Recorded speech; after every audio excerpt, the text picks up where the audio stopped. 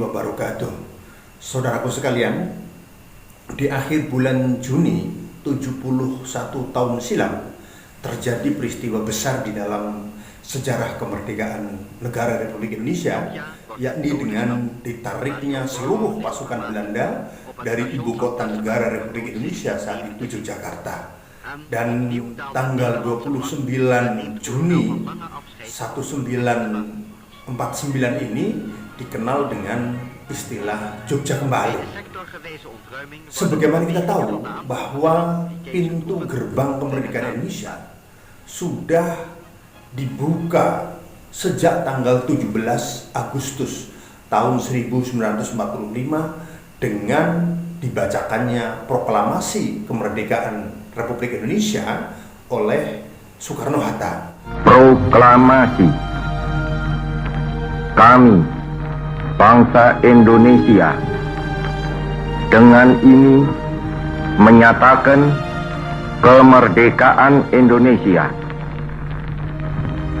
Hal-hal yang mengenai pemindahan kekuasaan dan lain-lain diselenggarakan dengan cara saksama dan dalam tempo yang sesingkat-singkatnya. Jakarta, 17 Agustus 1945, atas nama bangsa Indonesia, Soekarno-Hatta. Tetapi Belanda tidak rela meninggalkan Indonesia begitu saja. Belanda ingin kembali menjajah Indonesia, dan itu terbukti tanggal 20 September 1945. Sebulan setelah proklamasi kemerdekaan, Belanda dengan nikahnya Nederland-Indische Civil Administration, tentara sipil Belanda, datang ke Indonesia sampai di Pelabuhan Tanjung Priok dengan mengikuti tentara sekutu. Tujuan mereka sebenarnya adalah melucuti tentara Jepang yang sudah menyerah tanpa syarat, kemudian mengembalikan tentara Jepang yang ada di Indonesia ke negara asalnya. Tetapi masuknya nikah ke Indonesia ini dilanjutkan kembali. Tanggal 25 Oktober 1945 mereka mendarat di Surabaya. Dan sebagaimana kita tahu, setelah peristiwa itu kemudian meletus pertempuran antara area-area Surabaya dengan tentara sekutu dan Belanda, yang puncaknya pada tanggal 10 November 1945. Keengganan Belanda untuk meninggalkan Indonesia ini juga muncul tanggal 21 Juli 1947. Mereka melancarkan apa yang disebut dengan aksi militer Belanda ke-1. Ini aksi yang luar biasa. Belanda ingin menunjukkan kekuasaannya di Indonesia dengan melaksanakan kegiatan-kegiatan yang sangat-sangat mengatur kehidupan Indonesia. Mata uang, keamanan, dan lain-lain diarahkan betul oleh mereka. Dan aksi agresi militer Belanda ke-1 ini dikecam oleh dunia internasional, terutama Amerika sebagai salah satu sekutu Belanda. Maka lahirlah perjanjian Renville dan Linggajati. Ambisi Belanda untuk kembali menjajah Indonesia ini tidak lantas berhenti. Mereka pada tanggal 19 Desember 1948 melakukan agresi militer kedua dengan menyerang ibu kota negara, yakni Yogyakarta, dan sekaligus menawan para pemimpin nasional. Bung Karno, Bung Hatta, Bung Syahrir ditawan oleh Belanda dan dibuang ke luar Jawa. Akibatnya kemudian Presiden Soekarno memberikan mandat kepada Menteri Luar Negeri saat itu, Syafruddin Prawiranegara, untuk membentuk pemerintahan darurat Republik Indonesia di Sumatera Barat. Kemudian tampuk kepemimpinan pemerintahan diserahkan kepada Menteri Bidang Politik dan Keamanan saat itu, Sri Sultan Hamengkubuwono ke-9. Dan memang ibu kota negara Republik Indonesia sejak tanggal 4 Januari 1946 berpindah dari Jakarta ke Yogyakarta. Nah, peristiwa Jogja kembali ini adalah bukti bahwa Indonesia bisa mempertahankan kemerdekaannya dan diakui oleh dunia internasional. Pasca agresi militer kedua Belanda ini, Belanda mendapatkan tekanan dari Perserikatan Bangsa-Bangsa untuk menarik pasukannya dari ibu kota negara. Reaksi dari agresi militer Belanda kedua ini, kemudian Perserikatan Bangsa-Bangsa memerintahkan untuk dilakukan perjanjian yang dikenal dengan perjanjian Rum-Royen. Karena dari pihak Indonesia diwakili oleh Mr. Rum dan dari pihak Belanda diwakili oleh Mr. Royen. Hasil dari kesepakatan perjanjian Rum-Royen itu adalah mengharuskan Belanda untuk menarik mundur pasukannya pada tanggal 19 Desember 1948. Tetapi sekali lagi Belanda tidak melaksanakan hasil kesepakatan itu.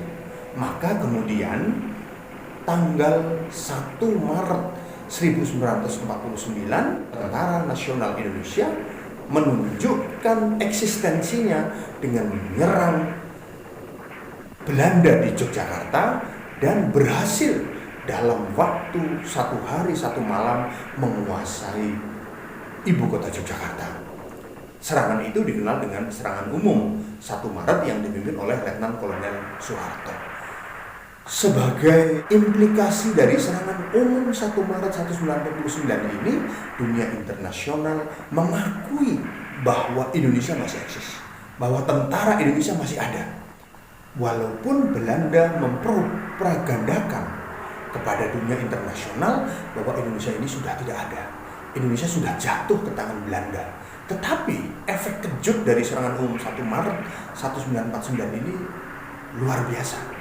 Dunia internasional mudah melihat bahwa negara kita masih eksis, bahwa Indonesia masih ada, dan oleh karenanya maka Belanda diminta untuk meninggalkan Yogyakarta. Nah, puncaknya pada tanggal 29 Juni 1949 Belanda melakukan relokasi pasukannya keluar dari Yogyakarta. Dan karena Indonesia ini masih ada, tentara ini masih ada, maka secara perlahan tentara nasional kembali masuk ke ibu kota negara Yogyakarta.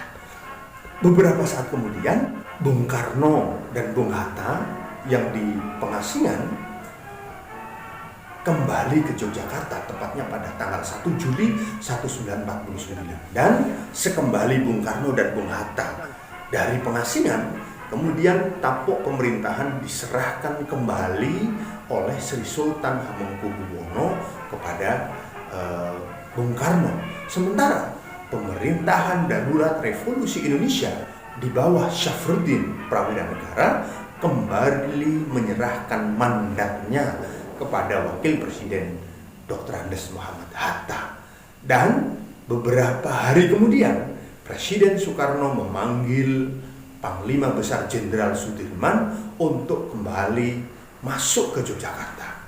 Dan Panglima Besar Jenderal Sudirman datang dengan pasukan gerilyanya kembali ke Yogyakarta, masih mengenakan tandu dan mengenakan pakaian yang beliau gunakan pada saat bergerilya. Kedatangan Panglima Besar Jenderal Sudirman ini diterima langsung oleh Sri Sultan Hamengkubuwono ke-9. Nah, sejak itulah tepatnya pada tanggal 29 Juni 1949 Yogyakarta dinyatakan penuh kembali dikuasai oleh Indonesia dan Belanda keluar dari Yogyakarta. Peristiwa itu kemudian kita kenang dengan peristiwa Jogja Kembali. Jogja Kembali bukan hanya peristiwa Jogja, tetapi peristiwa Indonesia, karena ini menyangkut pengakuan kemerdekaan Republik Indonesia yang kedua. Kemerdekaan yang pertama tanggal 17 Agustus 1945 tidak diakui oleh Belanda. Karena mereka tidak mengakui, maka mereka berusaha untuk terus kembali menjajah Indonesia. Tetapi pasca penarikan pasukan dari Yogyakarta ini, Belanda secara resmi mengakui eksistensi dan kemerdekaan Indonesia. Tetapi prosesnya masih panjang. Walaupun Belanda sudah mengakui eksistensi Indonesia, mengakui kemerdekaan Indonesia, tetapi secara resmi mereka baru menyampaikan pemberitahuannya, pengakuannya terhadap kemerdekaan Indonesia pada tanggal 27 Desember 1949.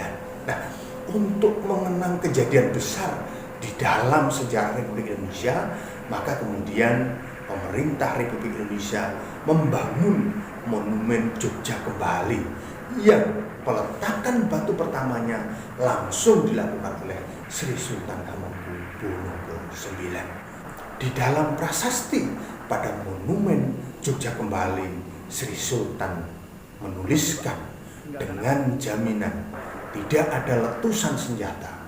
Sri Sultan Hamengkubuwono IX memutuskan disinilah, di lokasi Monumen Jogja Kembali hari ini, garis batas penarikan tentara Belanda dari Yogyakarta sebagai ibu kota Republik Indonesia tertanggal 29 Juni 1949. Inilah pengorbanan yang luar biasa dari Sri Sultan Hamengkubuwono ke-9 serta Keraton Yogyakarta terhadap keutuhan negara Republik Indonesia.